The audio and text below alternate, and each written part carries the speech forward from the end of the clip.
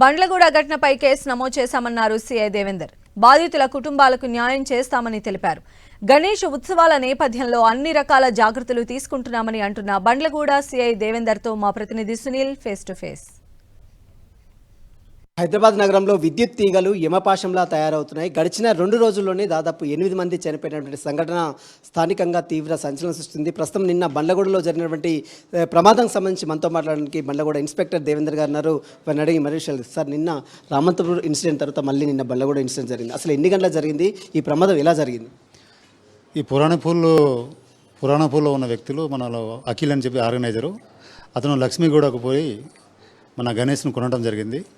దాని హైట్ వచ్చేసి 20.5 ఫీట్స్ ఉంటుంది. సో అక్కడ పర్చేజ్ తీసుకొని వస్తుండగా మన ఏరియా బండ్లగూడ ఏరియాకి రాగానే అక్కడ 33 kV విద్యుత్ లైన్ ఉంటుంది. ఆ విద్యుత్ లైను పైన గణేష్ విగ్రహానికి పైన తగలటం వలన కింద పడటం జరిగింది. అక్కడికి వెళ్ళి 2 అబ్బాయిలను కూడా మనం 3 పడ్డారు. సో హుటౌటిన వాళ్ళకు హాస్పిటల్కి చేర్చడం జరిగింది. సో అక్కడ ట్రీట్మెంట్ తీసుకుంటూ 2 చనిపోవడం జరిగింది. ఒక అతను అఖిల్ అనే అతను ట్రీట్మెంట్ తీసుకున్నాడు. చనిపోయిన అతని పేరు ధోని, ఇంకో అతని పేరు వికాసు.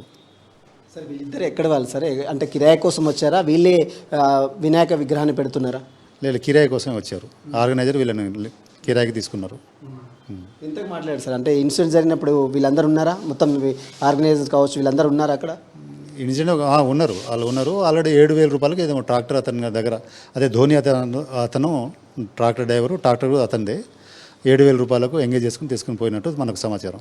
సార్, ఈ ధోని ఫ్యామిలీ కావచ్చు, వికాస్ ఫ్యామిలీ కావచ్చు, ఎక్కడ వారు సార్ వీళ్ళిద్దరు?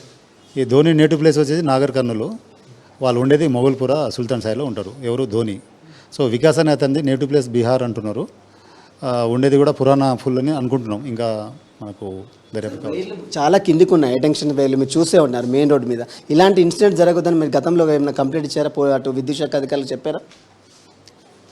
నేను ఈ మధ్యనే వచ్చాను. ఇప్పుడు ఇంకా నేను దాని గురించి ఇంకా మాట్లాడవలసి వస్తుంది. ఇంకా దర్యాప్తు నడుస్తుంది.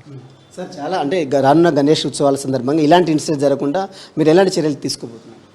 ఆల్రెడీ మేము ఏదైనా ఉంటే ఇప్పుడు ఎవరైనా పర్చేజ్ చేసేందుకు పోయినప్పుడు కొంచెం మాకు పోలీసు వాళ్ళకు ఇన్ఫర్మేషన్ ఇస్తే కొంచెం నష్ట నివారణ అనేది మేము తగ్గిస్తాము. ఎందుకంటే మాకు తెలుస్తుంది, కన్సల్ట్ డిపార్ట్మెంట్ వాళ్ళతో మాట్లాడటం, వాళ్ళతో కోఆర్డినేషన్ చేసుకొని ఎలక్ట్రికల్ డిపార్ట్మెంట్ సో విగ్రహం వస్తుంది, మరి హైట్ ఎంత ఉంది అది. ఆ విధంగా మనకు ఈ ఆర్గనైజర్ ఎవరు ఉన్నారో కన్సల్ట్ లోకల్ పిఎస్కి ఏదైనా సమాచారం ఇస్తే ఇలాంటి ప్రమాదం జరగకుండా నివారిస్తాం. సార్, బాధ కుటుంబాలను ఎట్లా ఆదుకోవాలని వారు డిమాండ్ చేస్తున్నారు. చాలామంది ఎవరు రెస్పాండ్ ఇవ్వట్లేదు. ఎవరైతే ఓనర్స్ ఉన్నారో వాళ్ళు ఎవరు రెస్పాండ్ ఇవ్వట్లేదు.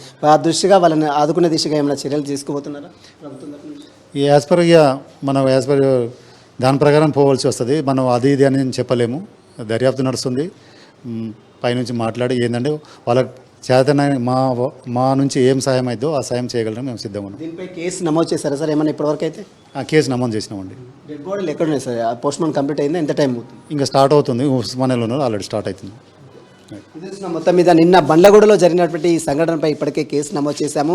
ఈ సంఘటనలో 2 చనిపోయారు. ఒకరు మహబూబ్నగర్ జిల్లాకు చెందిన, నాగర్ కర్నూలు జిల్లా చెందిన వ్యక్తి, మరోవైపు బీహార్ చెందినటువంటి వ్యక్తి. 2 కూడా చనిపోయారు. కాబట్టి కేవలం కిరాయి కోసం మాత్రమే విగ్రహాన్ని తరలించడానికి వచ్చినటువంటి వ్యక్తులకు విద్యుత్ షాక్ తగలడం వల్లనే వారు చనిపోయారు. ప్రస్తుతం వారి మృతదేహాలు ఉస్మానియా మార్చిలో పోస్ట్మార్టం అయిన తర్వాత కుటుంబ సభ్యులకు అప్పచెప్తాం. వారికి సంబంధించినటువంటి ఆర్థిక సహాయాలకు సంబంధించిన విషయాలపై కూడా ప్రభుత్వంతో మాట్లాడి ఖచ్చితంగా వారికి న్యాయం చేసే దిశగా చర్యలు తీసుకుంటామని మాత్రము బండ్లగూడ ఇన్స్పెక్టర్ దేవేందర్ చెప్తున్న పరిస్థితి. వీడియో చూసి కత్తిరాజుతో సునీల్ టీవీ, హైదరాబాద్.